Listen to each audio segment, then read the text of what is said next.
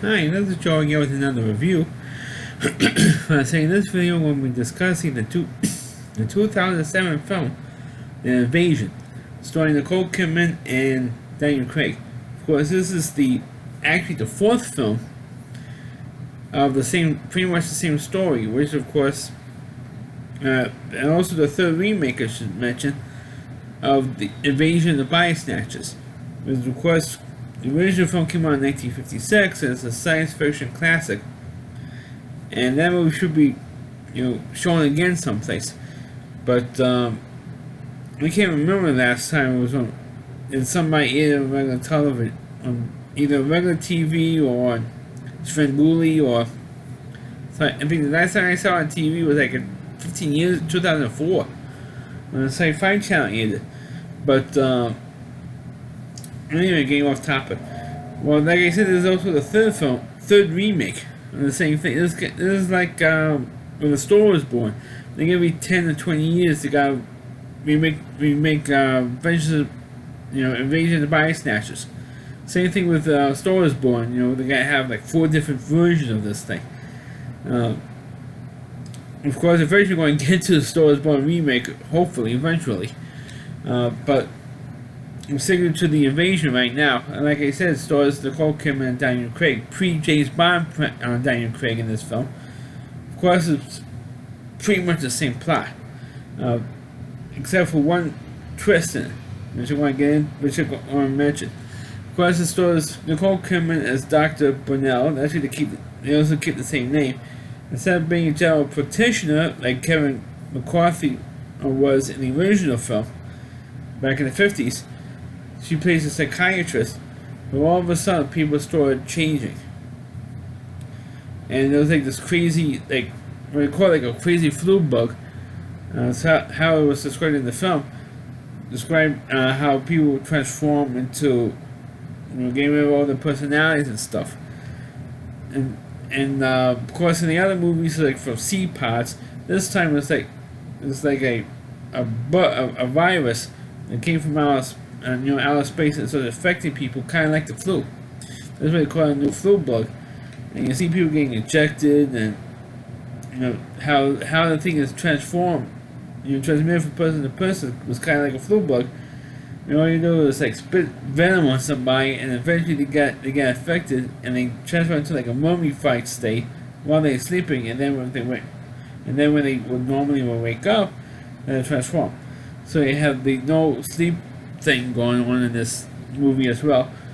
And for some dumb reason, Nicole Kidman's son in this film is immune because he had some disease when he was a kid, and of course, by having that, gave him the antibodies to fight off this body snatcher virus.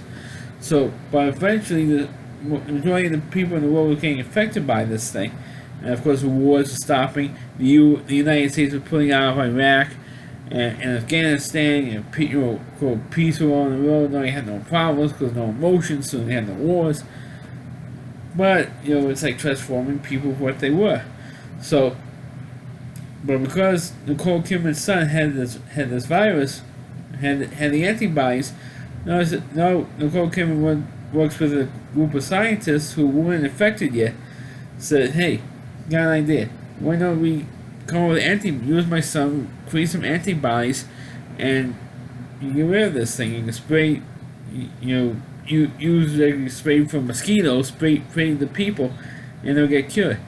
I says, "Yeah, we do that," and eventually they do that, and by the end of this film, everybody gets cured of this virus, including Nicole Kidman's boyfriend, who was played by Daniel Craig in the film, who is another doctor, and who does get affected in this film. And there's one scene where Nicole Kidman shoots him in the leg. They won't kill him. And so, of course, eventually at the end of the film, when they spray with the antibodies, he gets cured. And so, spoiler for those who didn't see this movie.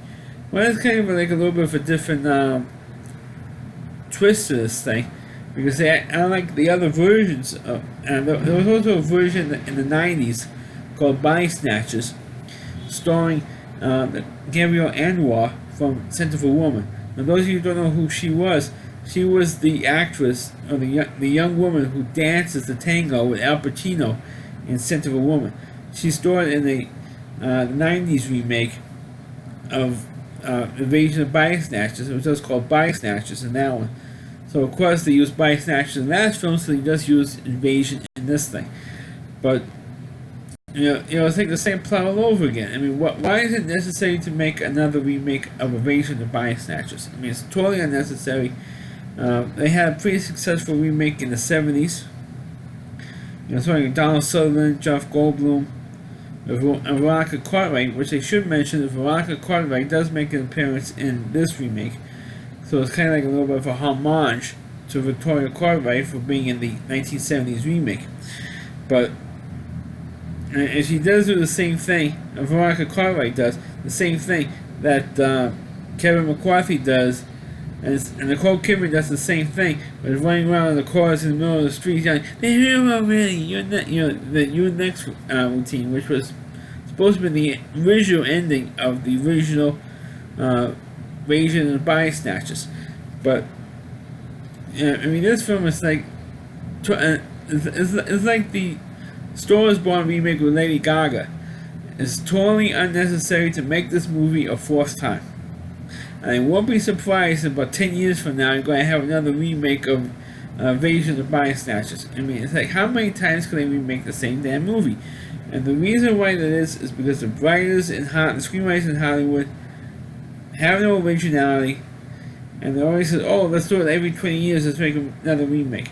I mean, come on, how many times do they have to remake the same stupid, idiotic, the same story? Of course, the original movie is a classic, and okay, you remake once in like a 20th anniversary or something, but after that, don't make any more remakes. I mean, if you make one remake as like a homage, different spin on it in the 70s, it's like slightly different spin, but it's like the same thing all over again. Same thing with Star Wars Born. I mean, they did that movie now 4 times. Same thing with Invasion of Body Snatchers. They did it 4 times. It's enough. You know why? Because like I said, like you just said, the writers in Hollywood have no brains, no creativity anymore. They say, "Oh, let's remake this movie again," and that's that cast big stars in it, and at least one big star in Nicole Kidman. And you do see her in underwear a couple of times in this movie, which is not bad, but still, it's not necessary. It's not necessary to make this movie. Totally not necessary. But Nicole Kidman, the one criticism that everybody has in this movie, The Invasion, is where you couldn't really tell through the whole film if Nicole Kidman was actually affected by the pods or not. I mean, it's like, where does her real personality start and the the invasion personality, I guess you'll call it, begins. One personality ends and the other one begins. I mean, you really couldn't tell. Because there were times where it's like her normal personality running away from the infected, the pod people, and she gets into the street and she acts like she's been affected with a straight face, walks nice and calm, and then the next minute she goes nuts, running away from the pod people and shooting them up and stuff, and hiding out in a pharmacy. And of course, she finds out that her boyfriend, Daniel Craig, gets affected, and she goes nuts. I mean, it's like the same. You've seen that plot in about three other versions, and now all of a sudden you're seeing it for a 4th time. It's not original. If you see it 4 times, the same story, by the time you see the 4th movie, it's not original anymore. So they should come up with a totally new ideas in Hollywood.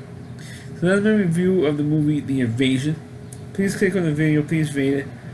Please subscribe to my channel, please forward this video onto your Facebook pages. You can check out all my reviews and on my YouTube channel at RowdyC.com, that's all WDY, and then C.com. It's homepage to the Rowdy Reviewer, Chris Moore. And please check out all of his videos on his website. Thanks for watching, catch you next time.